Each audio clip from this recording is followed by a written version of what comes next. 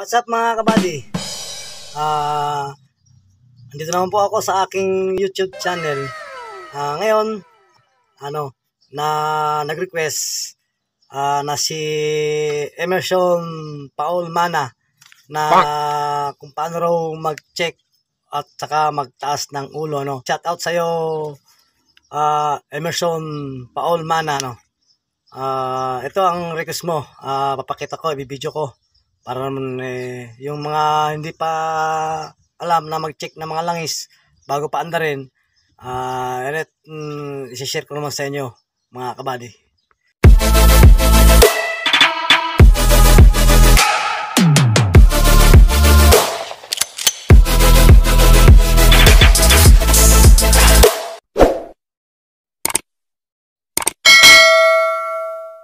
Pala muna sa pare ko dyan sa Morong Rizal na si Jerome Santiago at sa yung mga tropa natin dyan, yung Moreco PMPC.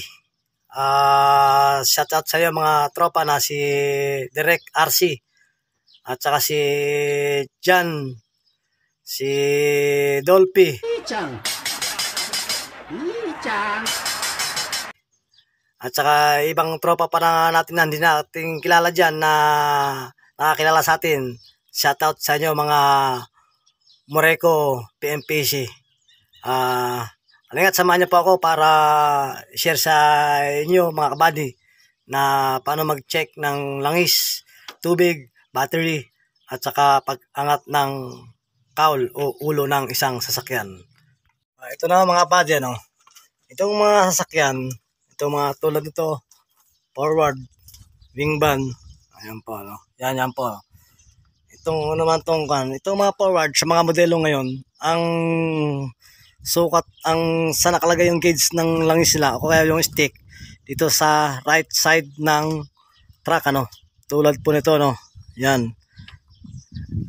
Yan, kung makikita niya po, ito po ang pinaka-stick niya. Ito po, sa right side ng truck, Ngayon po, i-check po natin.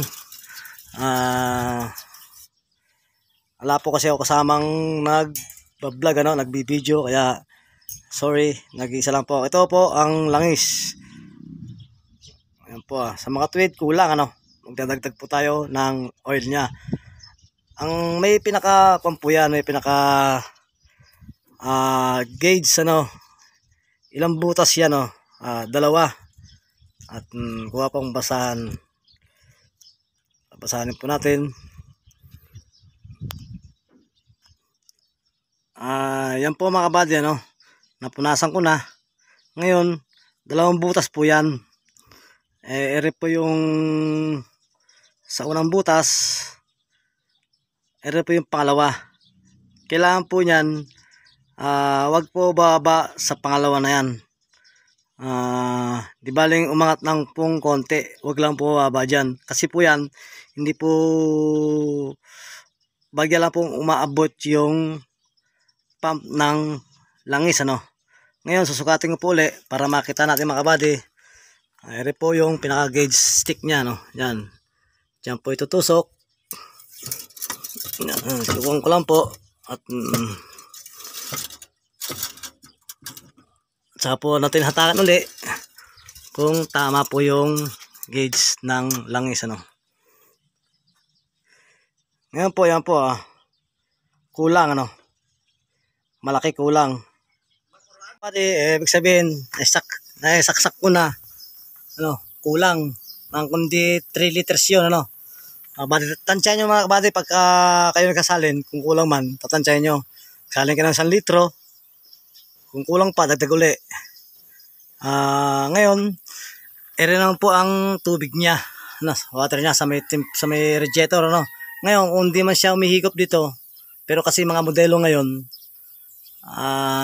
hindi na siya higop dito, rekta na sa radiator sa loob, sa may mismong rekta na siya sa radiator.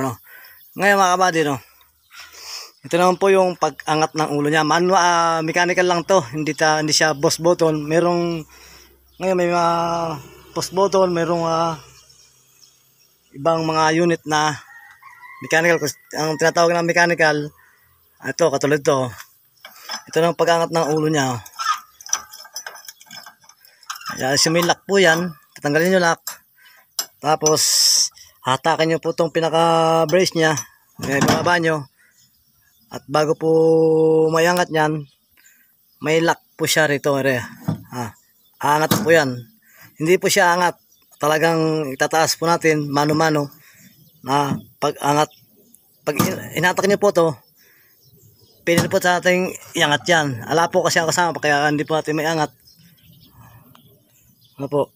Kaya kabady, nakahanap ako ng taga-angat o kasama ko mag-angat na si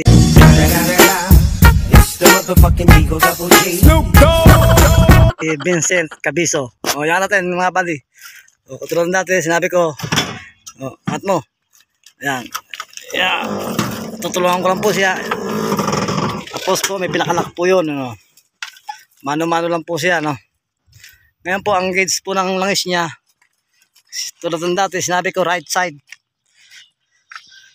Saka kanan. Ere po siya. Check po natin na isa uli.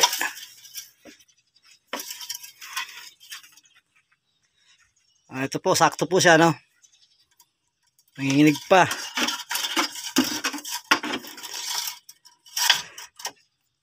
Tapos check po natin itong, ito po yung pangabasahan laloy.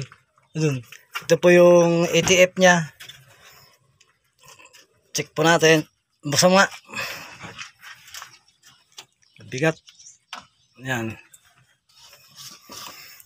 Ito po yung ATF niya. Okay naman po, ano? Tapos po yung water po niya andito sa taas. Ito po, no?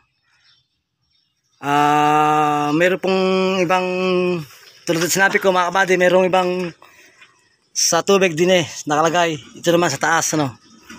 Di okay na po. Lahat po ng sakit ito, ganun po, mano-mano rin po siya yun. Dito po, ano? Dito rin po, ano? Pagbaba naman po niya,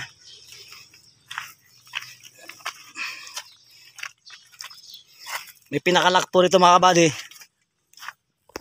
Pipigayin mo lang po to kung saan na po siyang baba. Ayan po. Baba na po siya. Ngayon po, iangat po natin to para mag-lock po siya. Pero po yan, automatic nakalock na po yan dahil po rito.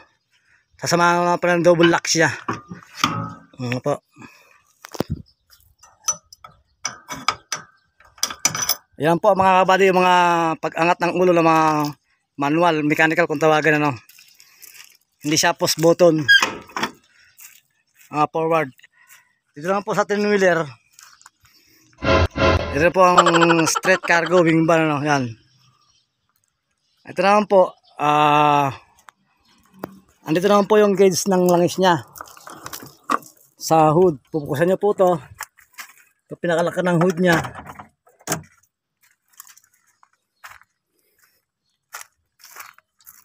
Tapos may lock po siya rito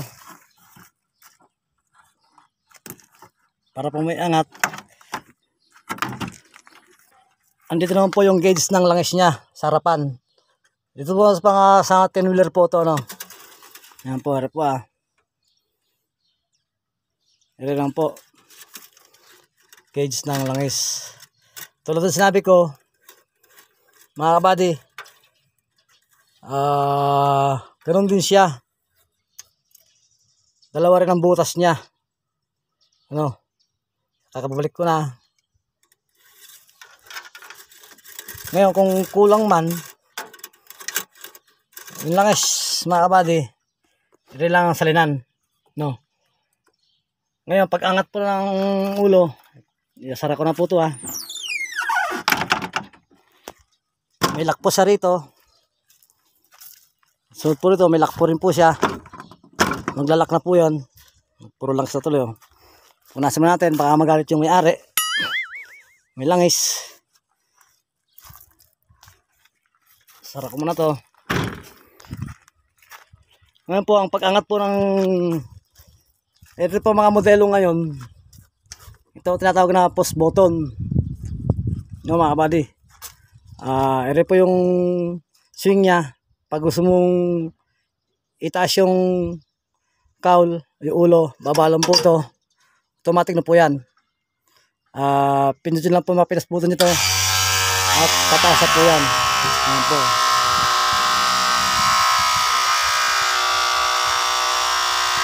Taas po, automatic yan. Ayan po, may pump po siya, may bomba siya. No?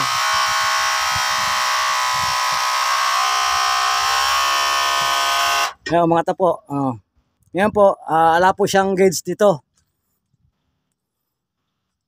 Andun na po sa sinabi ko sa harap ng hood. Ng harapan ano. Ala po siya dito. Ang stick niya, andun po sa harapan. Ayan po, pagbabalik po tayo ng cowl. Ito pong pinakabara niya. Iangat lang po natin paangat. Yan. Automatic po siya. At pipindot na natin yung button niya. Bababa na po siya. Ito, mababa yan.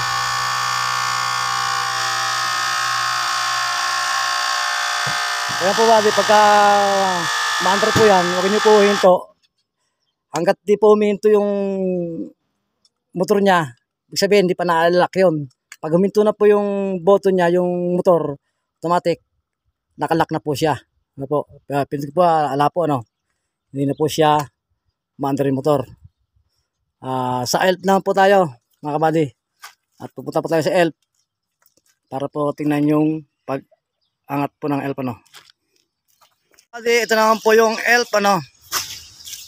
NPR, ELF drop side. Ito naman po yung pag-angat ng cowl niya, yung ulo niya, no. Ito naman po siya, no. Una po, mga kabady, meron po siya rito. Ito po, mga kabady, ito. May lock po siya, no. Pagka naiangat nyo po yun, yung lock po na, ito lock po na to. Ito po, ano. Yan po. Hatakin po nyo to.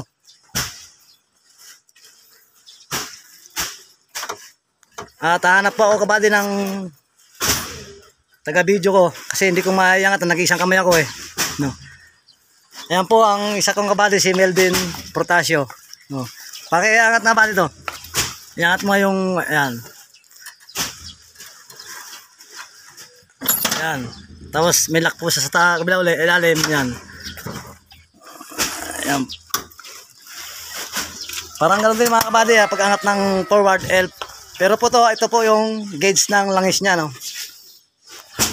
Ire naman po siya, stick. Wala po sa giran, nasa pinaka-compo niya, no. Tignan po natin. Kumukha andra lang po, pero kulang pa man din, ganun pa man din kulang. Maybe kulang lang ito. Kulang din ang langis. Bakit nga ba nagkukulang, no? Hindi siguro na-check. Yung pinaka-tuwid po niya dito sa right side ulit.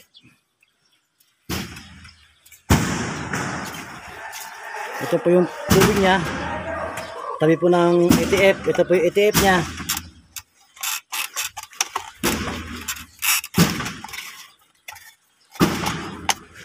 Ayan po na ito.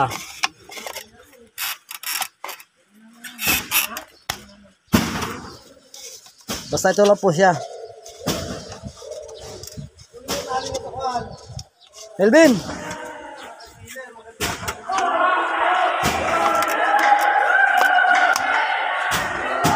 Tatawag po akong kasama para buksan po ito, no? Pero ito yung ATF niya, no? Ito po yung tubig. Pag baba naman ng cowl. Buddy!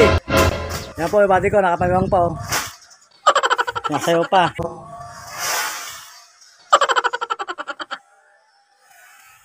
Nasayaw pa. Pero po yung kung hindi man siya umihigit pero modelo to, brand new po to, automatic higit po ron, no? Sa mga sinasabi ko. Ito po yung stick niya, yung kabady, nagre-request. Ito po, pagkabala naman po ng cowl, ganun din. May lock po siya, PC lang po to. Automatic, bawa po yan. Konting kabig lang po. Bawa na po siya. Nakalock na po siya, no? Ngayon po, pagka double lock, Oh, ganun din po. Yan po na, mga buddy, ano. Sana po nagustuhan mo, buddy, yung nag-request na ito na yung sinasabi mo na nag-comment ka na paano pag-check ng langis, paano pag-angat ng ulo. Ito na mga buddy. Yun lang po mga buddy. Review. Next video ulit.